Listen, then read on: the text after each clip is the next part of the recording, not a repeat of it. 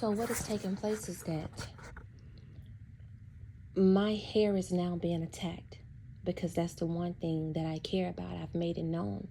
I keep saying how I really love wearing my natural hair, but I don't like to wear it in a fro. So for some reason, every time I braid my hair in two plaits, I'm noticing that I'm getting a hold of food that is causing my hair to fall out from the follicles, which means that there's something being put in the food to cause my hair to fall out from the follicles. Because for some reason, and these are the subliminals that I'm getting, is that if I wear braids, then somehow that's the reason my hair is falling out. Yet braids have known to be a protective hairstyle for Black women, especially when you are braiding your own hair and not putting weave in it, right? But what's happening is that because we know that this is something that I really care about, I really like wearing my natural hair. Someone knows that I hate wearing my hair in a fro. So anytime I don't wear my hair in a fro, there is something that is being put in my food to cause my hair to fall out from the follicles as a means to try to control me, right? When I go to fast foods, because I don't buy meat at the supermarket, I only go to one supermarket, which is Kroger, right? I don't buy meat at the supermarket. I stick to vegetables and water at the supermarket, or hummus or cheese or whatever. I'll buy some cheese every now and then because I like to put it on my vegetables, but I don't buy meat. But every time I go out in town, what I notice is that something is being put in my food to snatch my hair out. I rarely eat fast food, but when I buy fast food, there is something in the fast food that caused my hair to break out from the follicles. And I'm talking about just shed directly from the follicles to where my hair is thinning. But I don't like wearing a fro. I like wearing either two plaits, or I'll braid my hair in a bunch of small plaits. But every time I braid my hair down, this is what is being done. And this is what I noticed. What I noticed is that people want to continuously try to make it look like it's the Masonic organization that's doing it. But it's not. It is church members that are a part of the Masonic organization, but because for some reason, church members seem to have a serious issue with me. Every time I had a vision, I saw that it was church members that was behind the pain that I was going through. Whether someone was trying to disable me, whether someone was trying to cause me to have double vision. When I try to go to new churches, new people are being sent to try to cause problems in my life at those new churches. And I have no choice but to go around it. Because I am a person who loves to be in God's temple. I love it. But there are people that are a part of the Masonic organization that are in these churches, right? That are being sent to try to cause problems in my life. When I saw that I was having visions, I was going to church, and guess what I saw? I saw people creating fights in the church.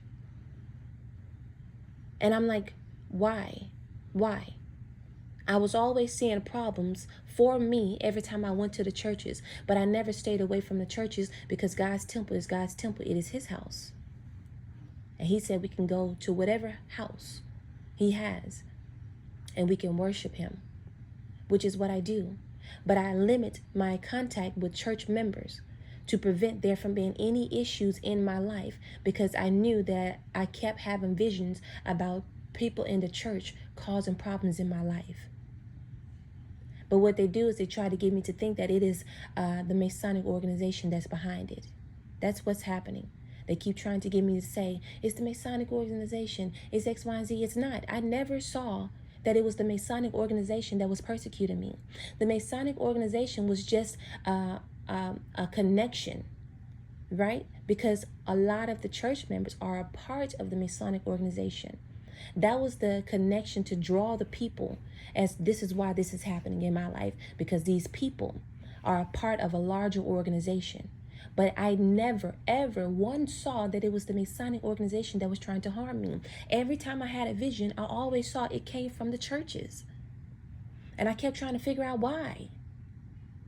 And then I was warned. I remember the bishop told me, he said, stop going to the churches. And I said, I can't. We are children of God. We are supposed to be one. We are united. We are supposed to be able to worship at every temple. When you look in the Bible, they were not secluded to one church. They went to every temple all over the world, wherever they were. They went to a temple. whether it was their church or not. They went to temples. So this is why I could not follow the bishop's command and say, stay out of the churches. I was like, I can't.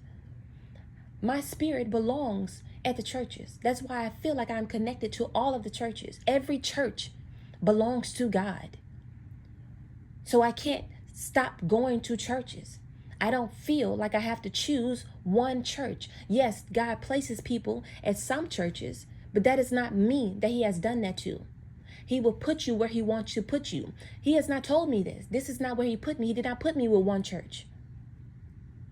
I go to every church, wherever I see fit, wherever I am. This is what I do.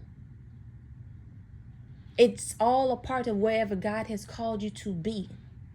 If God has called you to one church, that is where he has called you to be. He has stationed you. He has given you a life centered around that church for you to help that church. There are some people God did not call to one church. He has called them to several different churches. Which is why I was having trouble when I'm saying, what do you mean stay out of the churches? I can't. That is where I belong. I'm a servant of God. That's where God tells us we belong, in the churches. But also God kept telling me a lot of your problems are coming from within the churches, which is why I have no choice but to go around church people whenever I'm in the churches trying to worship the God that I serve. When I see their plots and their schemes, I have to go around it, and I don't say anything about it, because that is just another reason that they are looking for to try to persecute me.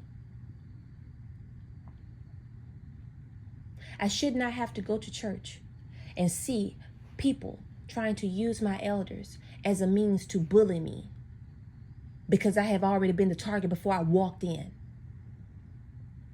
It is not an obedience issue. It is a bullying issue, where I'm supposed to be free to worship in a temple without being bothered. Yet somebody already has a target on my back, trying to figure out a way to tell me what to do, to boss me around, instead of making me feel comfortable.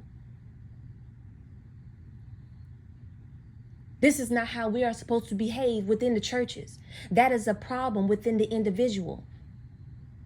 It is not disobedience because you don't want to be bullied. It is not disobedience because you want to stay in the shadows instead of being at the forefront. That's not disobedience. It is bullying when you search for a target and then try to call them out and then say they're the issue when they don't do what you tell them to do. I am not a kid. You may want to treat me like one, but that doesn't mean that I am a child. I am not a little girl. I am not 13 going on 30. I am a grown woman with her own mind who knows how to handle her own business. So when I go to someone's church, it is not for me to sit there and have to tell somebody, please don't treat me like that, because you want to try to paint me out to be a child, just so you can have a reason to boss me around and tell me what to do. No. I am perfectly fine with following orders. What I am not okay with is people bullying me for absolutely no reason. I am not okay with people trying to put me in bad situations for absolutely no reason, when all I want to do is be left alone. If we are servants of God, you will never ever get me to hate the church, first of all, because my relationship has never been with the church. It has always been with God. And God said every church on this earth belongs to him, or supposed to belong to him. And we are supposed to be free to be in God's temple, to commune with one another, to unite with one another. We are supposed to be one body, one Christ. Yet the most division that I see is within the churches. I don't know why the churches are persecuting me so much, besides the fact that I can see that there's a common denominator, which I'm not going to speak of. But that has absolutely nothing to do with me.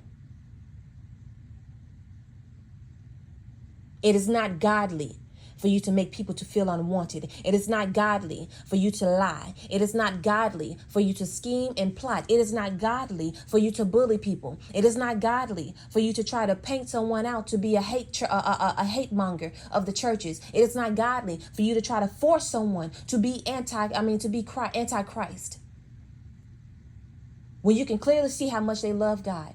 It is not godly for you to try to turn someone to be antichrist by intentionally doing things within the church to make them not like church people. That is not godly. You do not win souls that way. Which is why a lot of people have chosen to stay out of the church, and we are supposed to be trying to convince them to go back, to be with God. All of the television shows that I see, they make the churches look bad. And yet somehow somebody wants me to believe that because I tell the truth about what we are supposed to be doing as Christians, then that means that I have a right to be punished. When you got people all in the world that are blaspheming God's name and doing whatever it is they want to do, and they get to walk around free. I belong in the church because I am a servant of God, and I am not your child, nor am I a kid.